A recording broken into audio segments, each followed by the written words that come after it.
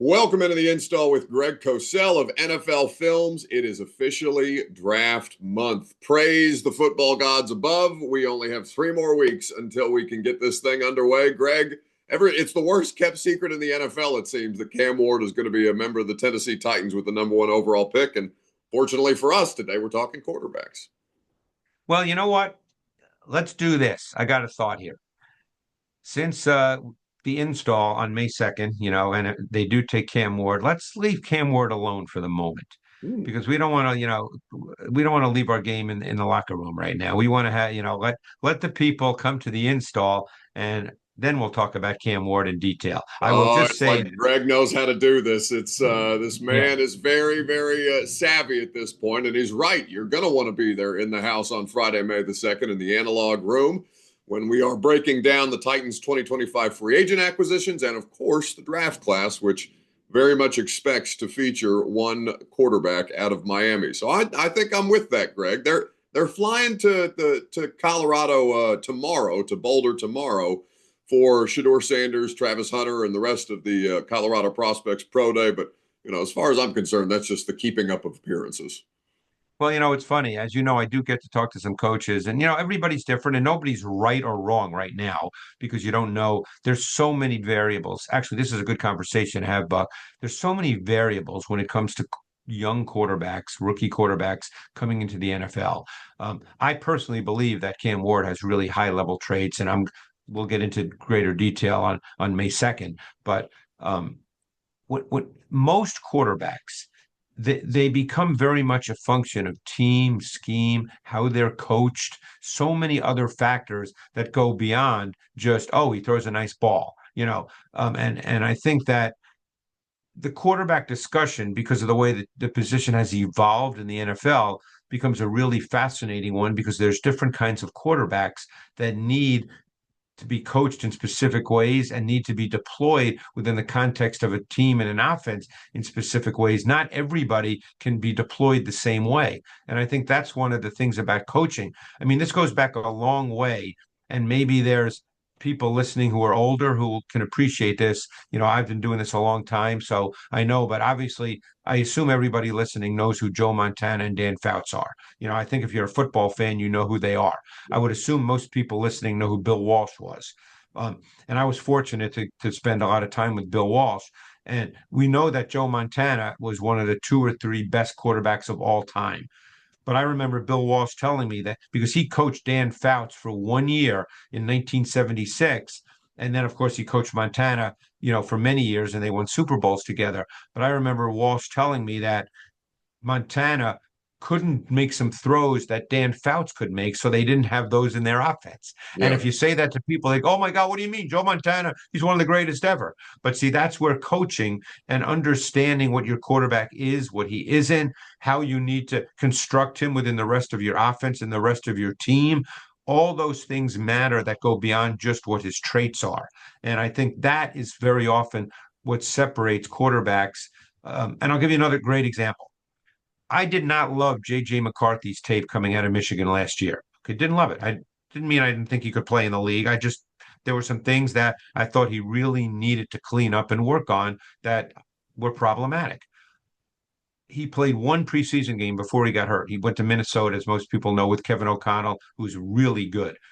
In the one preseason game, watching 20 dropbacks, I could tell that Kevin O'Connell cleaned up a lot of his footwork issues just in that one, watching 20 dropbacks.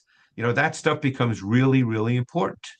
Yeah, and it's interesting with McCarthy in particular, Greg, because there was such a small sample size of him actually dropping back in the Michigan offense, Yeah. right? Based on the way that they went about it. And that's the thing that I think, just to make it Titan specific here before we dive into some prospects, I think that Brian Callahan here in Tennessee is pretty well equipped to be one of those coaches who can assist a quarterback that way. He's talked a lot about not prioritizing scheme Right. over talent and finding the best possible ways to make things work with the talent that he has. And of course, you're going to do everything, as you've talked about ad nauseum, with you're going to do everything in service of the #1 overall pick at quarterback as an NFL franchise. And I think a lot of people look at Callahan's quarterback resume, of a professional resume, of Peyton Manning, Matt Stafford, Joe Burrow, Derek Carr, and you include Will Levis in that mix and say, well, maybe some of those players, especially the former four, would have been successful no matter who coached them. But in reality, I think it gives Brian Don't know that. Callahan, You don't know that. Yeah. right. I think it gives Brian Callahan a pretty well-rounded Right. perspective, even including how poor the Levis experience was just last year, to Right. kind of understand, okay, here's what we know works, here's what doesn't, here's what kind of player I've been around before, here's what kind of player we're getting ready to kind of build up now. And so I think while there are still a lot of answers to be determined in Tennessee around said quarterback, that I think if you're trying to equip a young quarterback for success, you've got the right kind of person to do that. Right. And I think, look, I'm not a quarterback coach per se, and I'm not in the building every day. I just come back to something Dick Vermeil said. He used to come in when I worked with Ron Jaworski for years and years. Coach Vermeil would come in 2, 3 times a year and just drop these pearls of wisdom. I learned so much. It's amazing. When you hear coaches talk, they're just different. I mean, they just know so much. When I hear coaches talk, the first thing I think of is God. I feel like I know a lot because I study tape nonstop. But these guys, there's 100 things I don't know, and I wish I did know. That's the way I feel. But I remember Coach Vermeil saying one thing, and we'll see how it plays in Tennessee. It doesn't matter what the public comments are; it matters what they do in the building. But Coach Vermeil would say, if you draft a quarterback number one, the whole point of your entire building, including the janitors, the assistants, the secretary, whatever you want to call anybody in the building, the whole point of the building must be making that guy a great quarterback. That's the whole. Otherwise, you get fired because that's the whole point. You got if they draft Cam Ward number one, which as you said, it seems as if that's pretty much the deal right now. The whole point of the building has to be to make Cam Ward great. It doesn't matter what Brian Callahan or Nick Holtz or Chad Brinker or Mike Bergonzi say publicly. That's irrelevant. But in the building, that's got to be the whole point. Yes, absolutely. So we will cross the Cam Ward Bridge when we arrive there. I think, Yeah. Greg, that we should talk about because, like I said, I mean, I guess something theoretically could happen that changes that, but it would be a stunner, and the city of Nashville would probably burn to the ground. But in Well, the the thing is you can't go into this season without a quarterback that you want to line up with. That's the thing. That's the bottom line. You just can't do that again. For the fans, you can't do it again. Yeah, and Tim Boyle, Brandon Allen, and Will Levis at this point of his career, they're not quite ready for those opportunities or for the blowback that they would receive if they Yep. tried that here in Nashville. So let's start with Shedeur Sanders. His pro day is coming up tomorrow as we tape this on a Thursday morning. And Greg, I think that there's a lot of discussion around Shedeur. I know that Tim Hasselback on ESPN here recently compared him traits wise to what he saw from Andy Dalton coming out of TCU a number of years ago. And you and I talked about Shedeur at the combine, obviously. But as you watch the tape and understand the kind of offense that Pat Shurmur runs with Colorado, how do you kind of marry what Yeah. they were doing to increase that completion percentage versus what the player is able to do from a trait standpoint? And you know what? I don't think that Tim's comparison is a bad one. I know Tim's in Nashville now coaching high school football, you know. And I remember being down at when did I see him? It's probably last year when I was down at training camp, I think. I saw Tim and we talked because I know him. He was in our boot camp. I know Tim pretty well. I don't think that's a bad comparison. See, this gets into, in many ways, the evolution of the quarterback position in the NFL. So it's a really good discussion point is Shedeur Sanders, if you just look at traits, throws the ball pretty well, does not have a higher level arm, and I think that that's where the part of the Andy Dalton comparison. Can move, but is not really a playmaker, which kind of Andy Dalton was the same way. Right. So Shedeur is really a pocket quarterback. So at his core, that's what he is. Can he run for a first down here and there? Yes. He actually does throw the ball well on the run, but you wouldn't call him a playmaker. Um, I think he sees it well. I think he delivers it well. Um, I think ultimately what he is and would have to be in the NFL is an executor and a ball distributor. Um, so he would need, it gets back to the discussion we just had a little bit ago about the kind of offense that he's in, what you see as his strengths, what you know to be his limitations. There's a couple of things he needs to clean up. He tends to hold the ball with one hand when he perceives pressure. That's got to be cleaned up. You have to hold the ball with two hands. The other thing that needs to be cleaned up is he tends to retreat backwards. You can't retreat backwards. There's only one human being who can do that, and that's the freak Lamar Jackson. No coach would tell you to retreat backwards.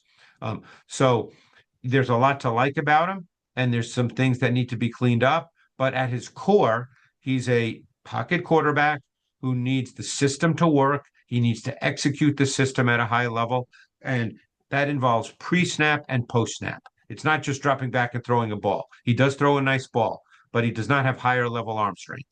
Yeah, and to your point, I mean, I think a lot of people, whether it's recency bias or a fair representative sample size, that BYU bowl game that he played in and took some of those sacks where he's running backwards out of the pocket and losing, 15 to sometimes 20 yards in a Yep. certain situation. Those are extremes for sure, but it is kind of emblematic of It some of the is. stuff that he's And going to have to clean up. And I remember having a conversation with a coach a couple of years ago when he was evaluating quarterbacks. And what you have to disregard, see, as soon as I hear someone mention his completion percentage, I know they're not watching tape because he threw about 150 screens. You got to disregard that. It's not relevant to an evaluation of the quarterback.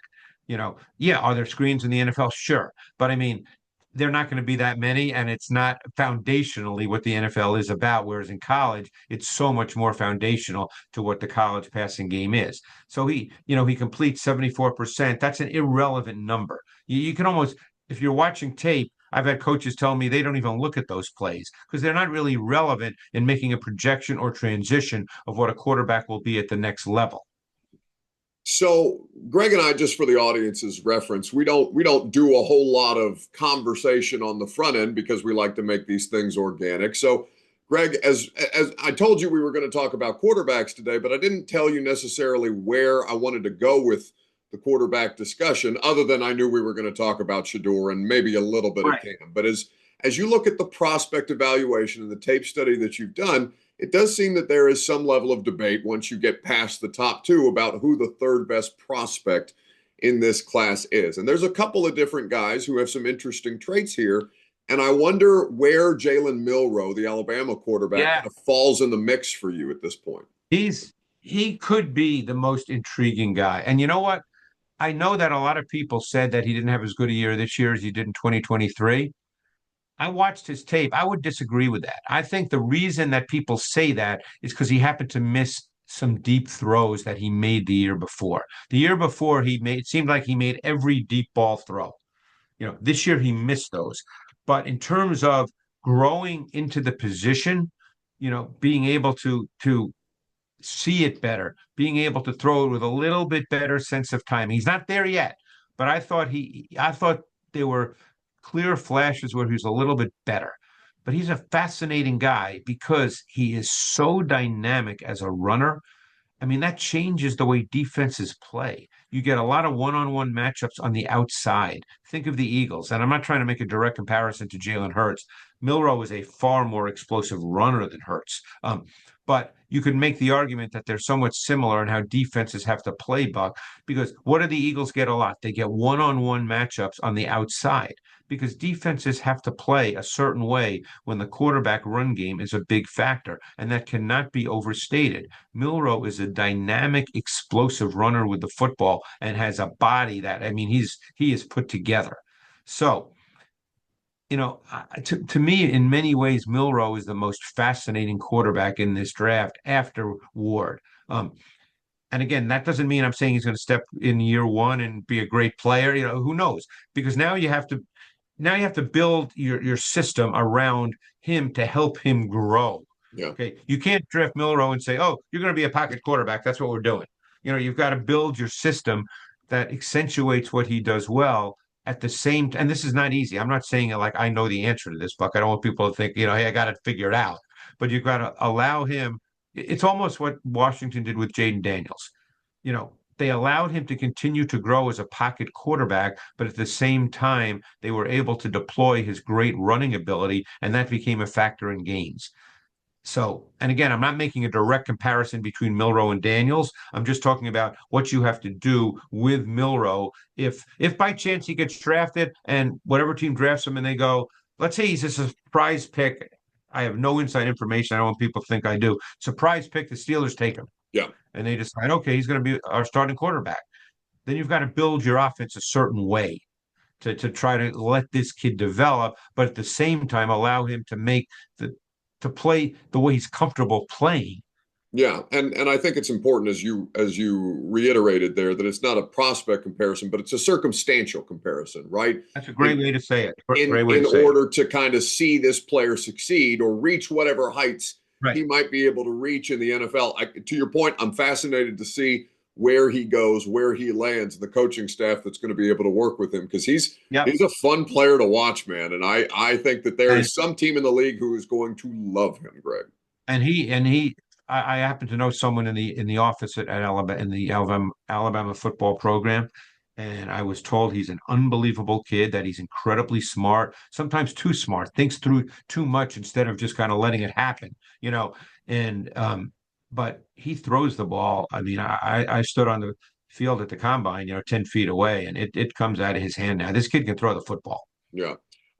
Given that you were on the field at the combine and watched a lot of these drills, I did want to quickly talk about Will Howard, Greg, and I know you have to run here Yeah. shortly.